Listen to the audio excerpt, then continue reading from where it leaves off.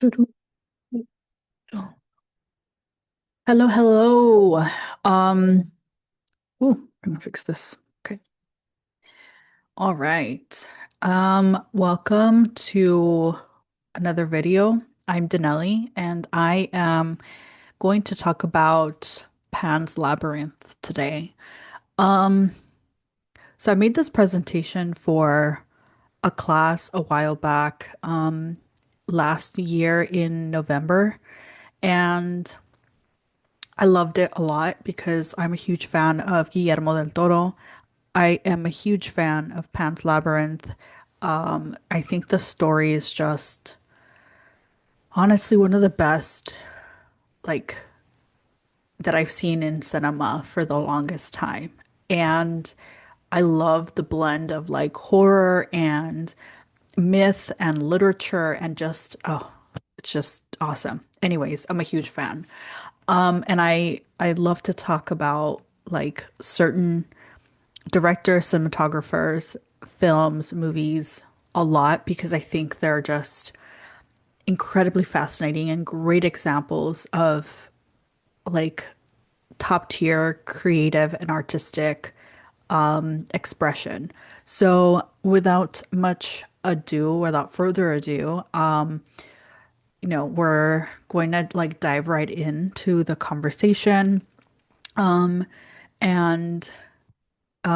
like talk a little bit about Pan's Labyrinth and like the way that the story develops and what are some of the like historical connections that the film makes, as well as like the literature connections that the film makes. So I'm using a little bit of like this article, The Fantasy of High Art and History, Del Toro's El Laberinto del Fauno by Christopher Hartney and Sarah Penica. Sorry about the names. I like sometimes get tongue-tied, so I will try to be like as careful as possible when pronouncing names, but I'm not always successful. So this article like paired really well with like a viewing of Pan's Labyrinth. And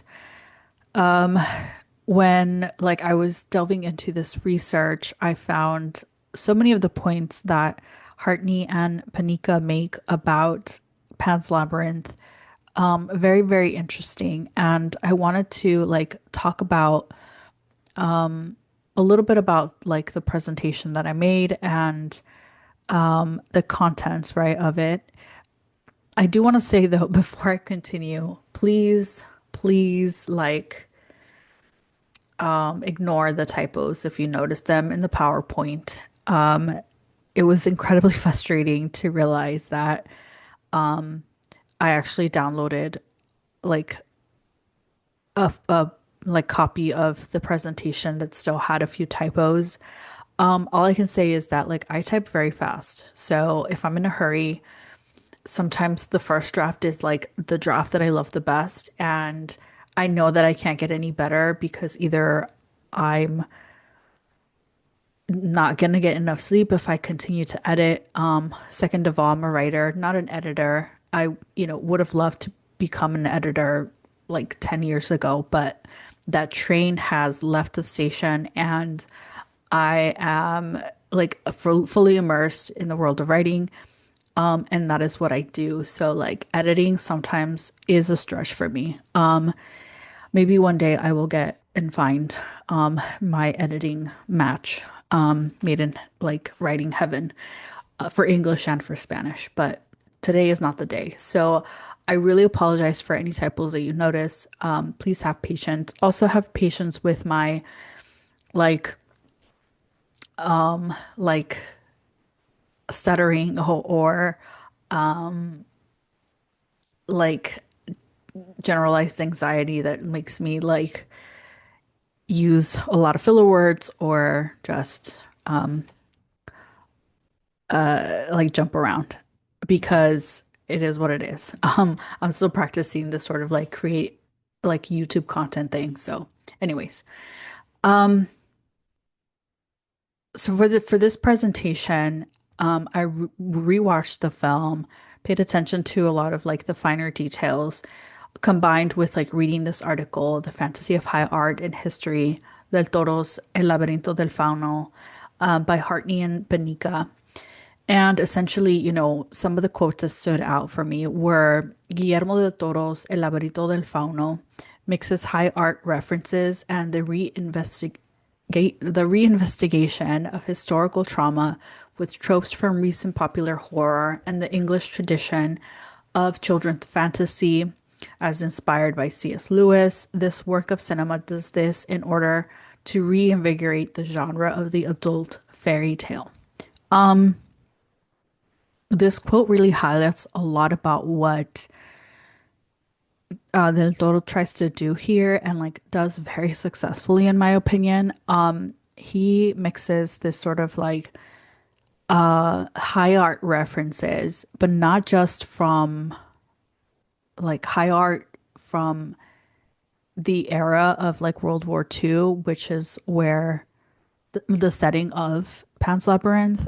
He highlights high art references from other eras and like connected cultures. And he does this in a way that is like very, very fascinating because he works with some of the most amazing cinematographers, and you can tell in this film that there is like an artistic expression that's unmatched in this film, with like goth slash horror slash high art slash fantasy slash literature. The color scheme is just so beautiful, but also like whimsical, melancholic, and this really, really kind of brings an adult quality to the story, like a refinement that you rarely see in certain kinds of work these days. And at the same time, there's like a blend of like this sort of childish nostalgia going on. And it's just, I can't express how much I really love the film. And I think this quote by Hartney and Penica really highlights kind of like what I think about the film as well. We will show how the director's background has influenced his choice of high art tropes and how they meld the plot to his new formula. Principally, we shall begin this by examining Laberinto's evident link to a particular 60s art and theater movement. Next, we shall examine the film's fascination with the Spanish Civil War and the influence upon it of Hispanophone cultural icons from Goya to Borges. There's a lot going on in this quote here. Essentially, there's a lot of tropes that are melded together in this film. The trope of like the child lost in fantasy that needs to grow up very quickly. There's a lot of war tropes of like the evil general that like is the stepfather, right? Like the evil step parent. You have the trope of like the spies that save the day, the warriors that save the day. So there's a lot of like tropes that are interwoven, but they're interwoven using like a particular art and theater style that began in the 60s. And there's a lot of history here also, though. Like it's like history is woven into the story and it is part of the plot. But it's woven into the story in like a very unique way because a lot of the fantasy tropes that are brought in are fantasy tropes that we know from like literature, and history is a big part of literature. Or I should say literature is a big part of history. Like they like coexist hand in hand. Because the only way that we sometimes know about history is through what's left behind in writing, in drawing, right? Like in storytelling, in myths. And this film really kind of brings all of this together. And like, they mentioned Goya and Borges are big, big influences in this film. Film moments. I love this like image of her doing one of the challenges that the Fauno gives her. She has to essentially kill a toad to get a key, and it's kind of like mixing it in the princess that has to confront like a nemesis in order to be able to achieve something, but also like a weird blend with the like kissing a frog type of thing, like to find her Prince Charming in a way. So it is a very unique blend of like tropes and like storytelling that we see here. Not just like literally part of the plot, but also visually. Like this tree is so fascinating. It looks like a ram's head. If you pay attention, like it's just, I don't know, it's fascinating. And then it's covered by moss and it starts to rain and it gets really, really muddy. And you really see how it starts to like transition from this image to like a rotting interior. So that's something I love. I want to touch on like one of the points that the writers in this article make about this film. Alejandro Jodorowsky, who was a big part of like the Panic Theater in the 1960s, focused on like the full spectrum of emotions from memory, like the past, to the chance of chaos in the future, joyous provocation, the brutal from the carcasses of our advanced society. A festive revolution can permanently materialize itself. So there's a kind of like in the Panic Theater, a little bit of this brutality that's like mixed with a sense of joy. And it mixes this sort of like the death of a previous culture with like the birth of a new festive revolutionary zeitgeist, right? And this is kind of like what this image also highlights a little bit. It's like the old world is gone, the tree is dead or dying, and she's this new princess that's like has to muddy her clothes to transcend her current life, to like move forward with a life that she wants to have. And point B to this is like Juan Lopez's Moctezuma Theater of Cruelty, which was started around the 70s. And this is like a theater that focuses on horror, high art, similar to like the work that Goya produced, with like disturbing images. The emphasis really was on like you cannot make a mystical picture without violence. So there's always some kind of violence implied, implicated, included in this sort of like high art fantasy theater of cruelty, right? So that I can't emphasize enough is like definitely part of the film. Okay. The plot.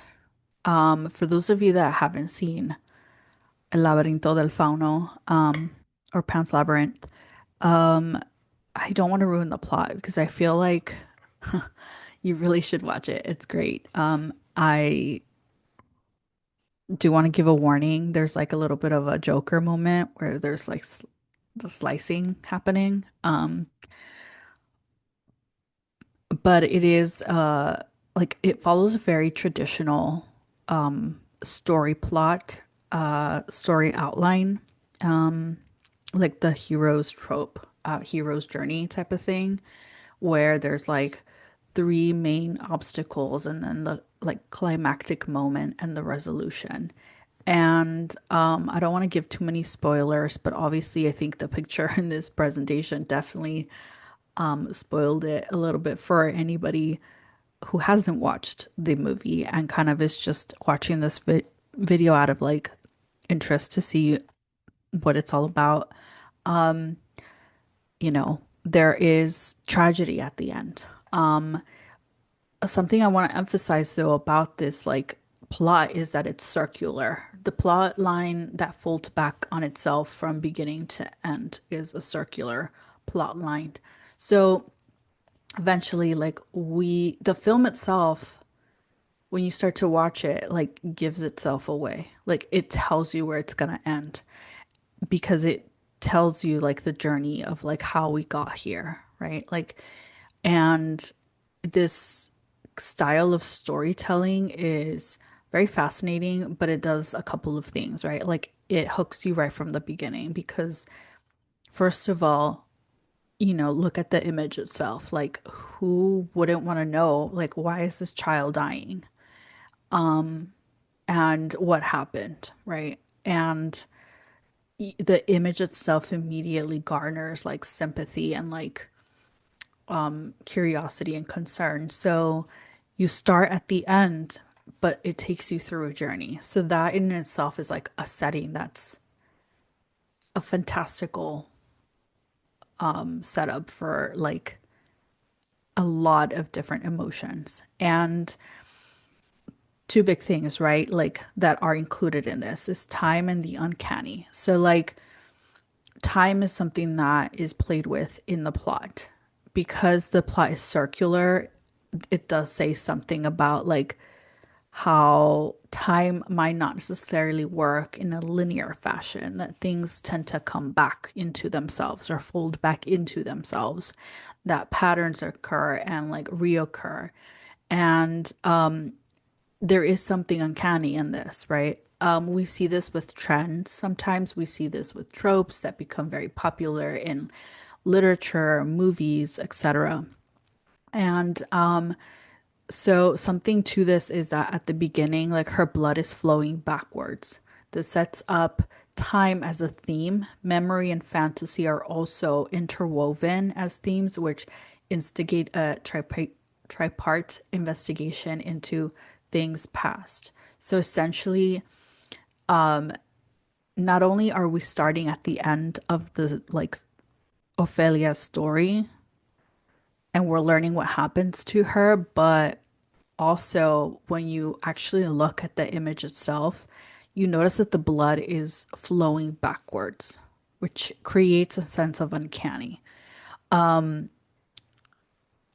You cannot watch the story backwards, but there is something to like foreshadowing that you're eventually gonna get to what happens after this little brief moment.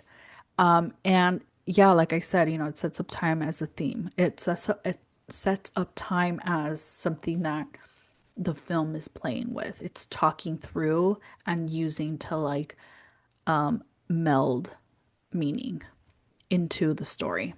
Memory and fantasy are also interwoven as themes. There's something to like recycling tropes because that is a cultural memory that like gets brought back into the setting of the story, and that in itself gets brought back into like the present time that like the that is informing the life of the viewer. And so those two things are really, really important in this film. And it creates a little bit of like an investigation into things past. Broken monolith. So we see like on the screen here the image of the monolith that Ophelia sees at first.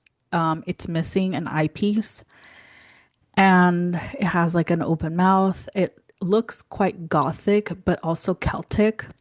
Obviously very ancient, and the look on its face is one full of horror, and like fear. And it has an eye missing. So at first, it really reminded me of like those tropes of like ancient, like obstacles that require keys. Like you plug in the key and like something happens, something moves, the library door opens, etc. But it also reminds me of like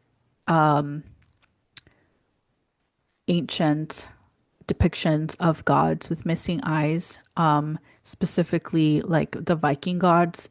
You have Thor also that like in the recent like Marvel adaptations lost his eye. And this is all kind of melding like things past, myths past, stories that were told once upon a time to Ophelia's tragedy in during World War II, around the time of the Spanish Civil War. The monolith, the sculpture makes an uncanny appearance on screen. So it looks pre-Roman and possibly pre-Celtic, which imbues the film with a fantasy element. Ophelia holds the figure's eye in her hand and returns it to place, which is an ancient practice similar to painting an idol's eyes and completing it in order to animate it. So this was also like a thing that like if you painted in any part of an idol or added to a depiction, you were essentially imbuing it with your creativity, your like essence, and animating it, bringing it to life. There's also one at the center of the labyrinth, which you see in the other image here that's darker. It's at the bottom of the center pit within the labyrinth, and it's covered in moss, very similar to like the other pre-Celtic one. But this one, like the figures are not as clear. There's not a clear close-up, but you do see like a mother holding a child or an infant at the center, and it's darker. It's like it's giving like I don't know if you guys ever saw that film with like Hellboy. I think it's Hellboy. It's giving Hellboy because I think film one is like when they show like how he was born. There was also like a labyrinth etched on the ground and like blood and all this other stuff. That is giving Hellboy, now that I think about it. And it's very like dark goth, right? And like the writers question whether the labyrinth comes from or becomes an extension of Spain in 1944, in which the nation is lost and trying to find itself. I actually don't think that that's a coincidence that like this time period is really drawing in these like labyrinth stories or centered around story like labyrinths. You have Borges also has, his story on the labyrinth, and this has a labyrinth. You have, like I just mentioned, like Hellboy has a labyrinth. And I don't see that as like a coincidence. There's something to this time period that like necessitates this visual to storytell. So I just wanted to highlight that for, for those of you kind of following this exploration with me. The god Pan. So there was a bit of like I think a debate as to whether they were gonna name it like a Fawn's labyrinth or like Pan's labyrinth, because Fauno, I think it's like doesn't exactly translate to Pan, but the god Pan is an ambiguous and trickster god. He is embodied similar to like the fairies in Yeats's poem, The Stolen Child, which is one of my absolute favorites. If you have not read it or heard it, Google it, look it up on like YouTube. I just love it. It's beautiful. Um, Pan represents the realm of pastoral fantasy and the goals of earthly perfection, for which both the fascists and the Marquis are fighting in the film. So, a couple things like, um, he's a trickster god. Like, he's not like, he's not like that great of a character. Like, if like there's always an ulterior motive to this god. But he can appear to be fun and like, easygoing and like well-intentioned, but there's always a little bit of a sinister, like hidden like intention vibe going on to the god. And this is something that that is gets included into the story quite a lot. The same kind of applies to the fairies that often like are included in Welsh mythology, and I think the myths of the fairies kind of spread from southern England all the way to Scotland. So really like the fairies in Yeats's poem The Stolen Child have this sort of trickster quality to them. Like they tend to fool children very easily, right? Like pull them away from their home and into the forest and get them lost and they disappear. Obviously, like these myths were used as a way of maybe explaining how children go missing in like wooded areas and why they wander into the forest, knowing that it's dangerous and you could get lost. Other times, there were ways of explaining how children disappeared at the edge of forests because of animals that preyed on like villagers that lived nearby. And so there was always a little bit of like ambiguity to these stories that tried to like explain the loss of children in a way that fit the cultural paradigm of the time. And the God Pan is like perfect for that. Perfectly like matches the vibe of these like Yeats' fairies. And again, these are like pastoral myths, right? And stories that help explain some of the problems that happen with kids or children.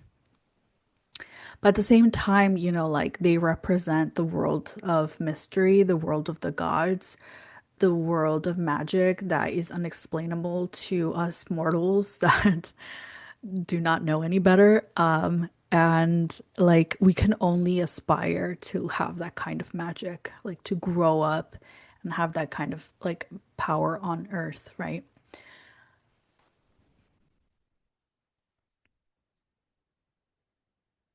The Spanish Civil War. The Spanish Civil War was like happening around the time that World War II was also happening. And so, like, the two often get conflated, and there's a lot to say there. I'm ashamed to say that, like, I don't necessarily know as much about the Spanish Civil War as I know about other wars, but I do know a fair amount. It spanned from 1936 to 1939. And it kind of kept going for a while after that. At least the repercussions of like the main revolutionary period that like started around the time that like Hitler really started moving west into deeper into Europe. The Spanish Civil War brings in a unique like storytelling element for this film. It's kind of like a story a la grotesca, very similar to like the vibe that we were getting from Goya's work. It is Italian for a story with a grotesque flavor, like playing constantly with the relationship between above and below the surface and the deep true form and fantasy. So I really love this description from the writers because it reminds me of the phrase like as above, so below. This sort of idea that like there is a kind of balance that exists in the universe for everything beautiful. There's an equal amount of grotesqueness that is like exists under the surface and that you probably can't see. And like it kind of hints that like you cannot have the beautiful without the grotesque. They like exist sometimes together and all, you know, at the same time. And that there is like also often a veil to like fantasy that we don't see, right? Like that covers things that we don't see, the true form of things, for example. And this is very true with like Ophelia's story, right? Like she is supposed to be like a reincarnated princess, and this is her human form, and she's enticed to complete these tasks by the fauno to like reach like her godly self, right? Like to be able to go back to her realm. And at the same time, like the tasks that she has to do are very earthly, like they're also very grotesque.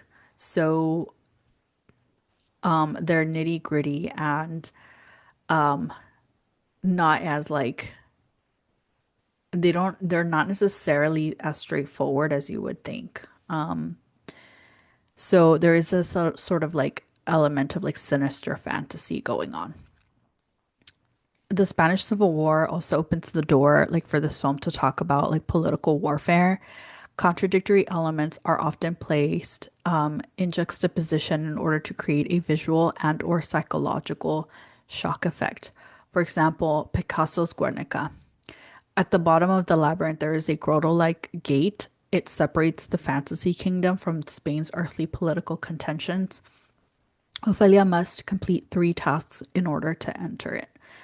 So she's trying to get back home to like her kingdom, and that is essentially what like moves the plot forward. And in order to achieve a little bit of a psychological like shock effect, contradictory elements are placed together. And again, this is like highlighted a lot in this scene where they are at the like grotto by the by the fauno, because he's quite sinister. You know, like she's very gullible with him, very naive, but he, through our adult eyes, we see him as sinister, right? Like there's something not necessarily that like innocent about him. And so there is that like psychological like contradiction that it creates tension in the viewer, that the viewer cannot stop the protagonist from being so innocent with him and like taking his promises as like straightforward, you know. And at the same time, this talks a lot about kind of what separates the fantasy kingdom where she's trying to get to from like Spain's current political situation, at least current in the story, right? Like the civil war that's breaking out on top of, you know, whatever other like World War II issues are brewing.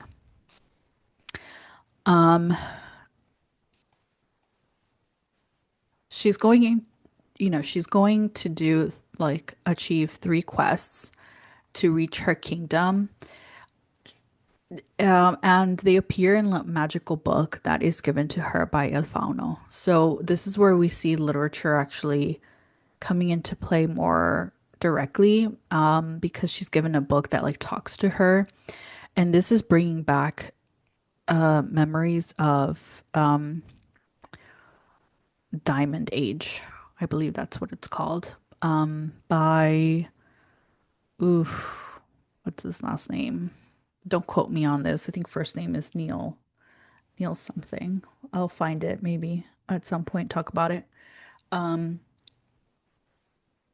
the the book actually like gives her a story to each quest and what she needs to do and like why.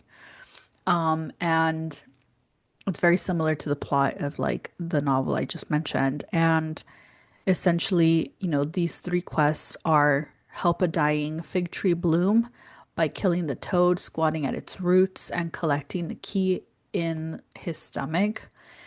Use the key to open a box containing a secret item in the lair of the Pale Man, who is a demon that eats children. Sacrifice innocent blood to the center of the labyrinth.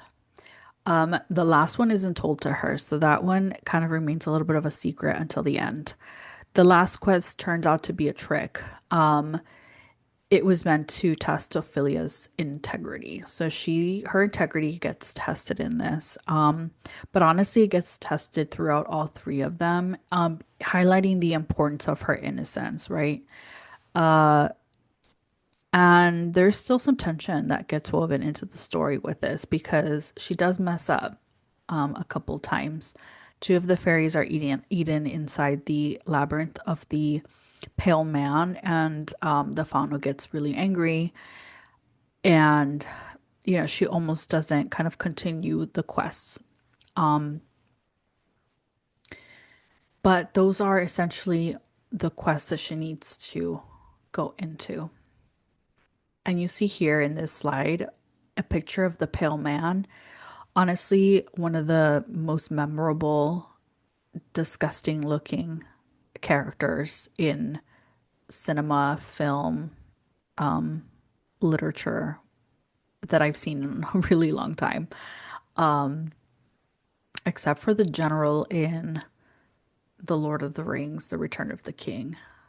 For those of you that saw the extended edition, that guy was also very ugly. I believe he was also influenced by Del Toro. Can't confirm. Don't quote me on that, but yeah. You also see the stepdad, the general, on the other side of the slide. He's giving Dracula vibes with the glasses, and the background doesn't help him because it's like dark and like about to rain. So yeah, he's definitely giving like Spanish Dracula. In any case, the laberinto. All right, the labyrinth is just an enormous, like huge trope. You have like Gerald Brennan's The Spanish Labyrinth, Arrabal's Laberinto, Borges's Ficciones collection talks a lot, like it includes the labyrinth trope a lot. Death in the Compass, Biblioteca del Babel, Las Ruinas Circulares, La Casa del Asterión, Aleph. All of these stories include or mention labyrinths, and there's so many other stories I believe in that collection that mention it one way or another.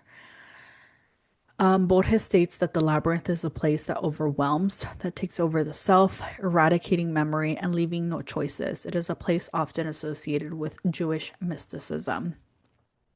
Not a coincidence. I mean, obviously, like what part of like the issues with World War II were the Holocaust cost and like the like vendetta that Hitler had with the Jewish community. And the Laberinto really becomes like part of the story in that sense because like in the story itself in Pan's Labyrinth, you have La Resistencia hiding in the woods. And the woods are often, like a type of labyrinth. Like you cannot get around or through that like dense forests without having some kind of knowledge on how to navigate through them. And there's a rhyme and reason, you know. There's a trick to it. At the same time, there were so many like Jews and like the Jewish resistance in a lot of different countries and places in Europe that were hiding in forests. And that was like a place of refuge, right? To a lot of the Jews that were able to stay out of concentration camps for an extended period of time or the entire war was like hiding in woods. And so like that was a kind of labyrinto that you needed to learn how to get through. And so the labyrinth itself, like the actual labyrinth that we see in the film is a little bit of a metaphor for other things that are going on in this time. During the Spanish Civil War, during the, Holocaust, World War II, and they also, like the labyrinthos are also ways of talking about like fortifying the mind, right? Like your mind is like your laberinto. Like only you know how to get through and around your thoughts. And like if someone else were to try to navigate that, maybe they might get lost.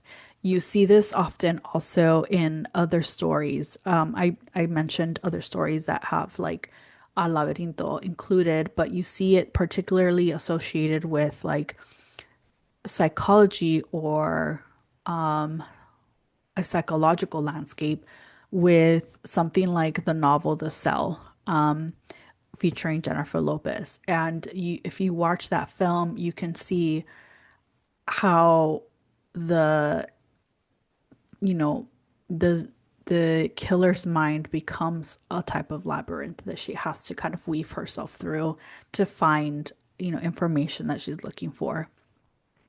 So in a way, like it's not necessarily a literal laberinto that we're talking about, like the traditional maze, but also like what that translates to in other spaces in the mind. And yeah, it can be overwhelming, right? Like if you get lost there, you might never find your way out. But also, they become places of safety if you're hiding memories there, right? If you're like preserving something there, if it is a technique to like maybe have psychological strength, for example. And you see that obviously like as a commentary to a lot of the revolutionaries that were hiding in these like forest spaces. There's obviously a lot of hidden politics in this story. It's not outrightly like said by Del Toro often, like, it's woven into the story itself. But the commentary is there, like the complexity of ideas is there. So like I want to highlight two different quotes here from this article. Thus, if the Narnia series contains a political message, it is tied up in Lewis's soteriology and national identity. Laberinto thus functions as an antidote to Lewis by introducing the political as a stark parallel to the fantastic. So, in the story, really, like politics is serious. It's not fantastical, it's not like childish. And we see this through the figure of her stepfather, the General. It's like so far removed from fantastical. And at the same time, things are happening in parallel, right? Like to the point where both worlds, her childish world of this like quest completion and like reaching the her kingdom reaches like a climactic moment at the same time that the subplot of the Civil War reaches its climactic moment. So they are developing in parallel. Whether Del Toro explicitly like states it explicitly, Laberinto presents his own clear political views. As one critic Riley notes, an individual conscience. What could be a more powerful anti-fascist weapon than that? So, fascism was like a big part of the political landscape during World War II and the Spanish Civil War. And honestly, we kind of don't talk about a lot of, like the ways in which this permeated European political life, but also American and Latin American life. So for him to kind of bring it into light through this story is, I think, really significant because the way that a lot of powerful leaders gain power is through the application of fascism to some degree or another. Like they're able to convince followers to follow them because there is like anti-intellectual movements that happen concurrently, right? Or before. And he's weaving these opinions into the story by introducing these myths and these like parallels and like weaving high fantasy and high art into the story. We wouldn't have like these cultures if it hadn't been for like high art and intellectual movements that came before. And that is very much woven into the story. Ophelia's kingdom. So, one of the biggest like parts of the plot is the fact that she wants to reach her kingdom as a lost princess. And honestly, this part of the story always makes me cry because I think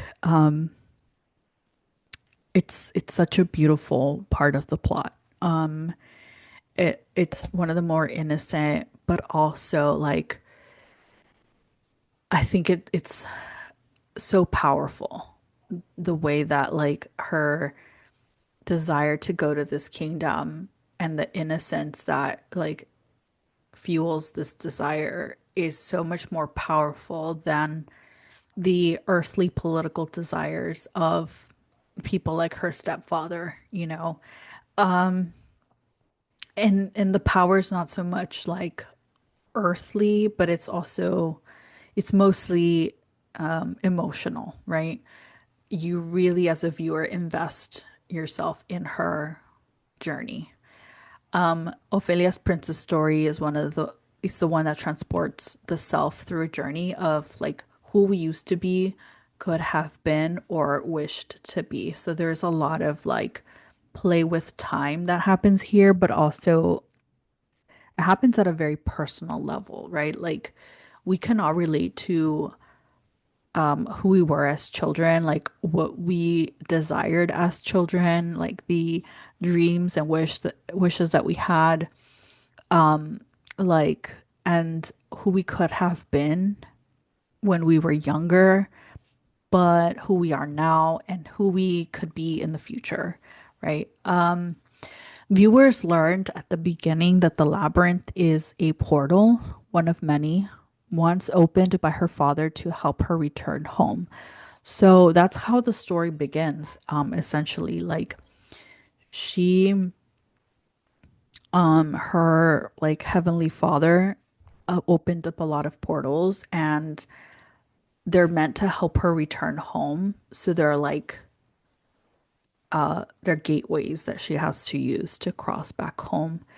And I mean, like this is also kind of like the spooky part of the story because um it brings a religious element that like is like taps into like prehistory, like what we know of like ancient history, not just like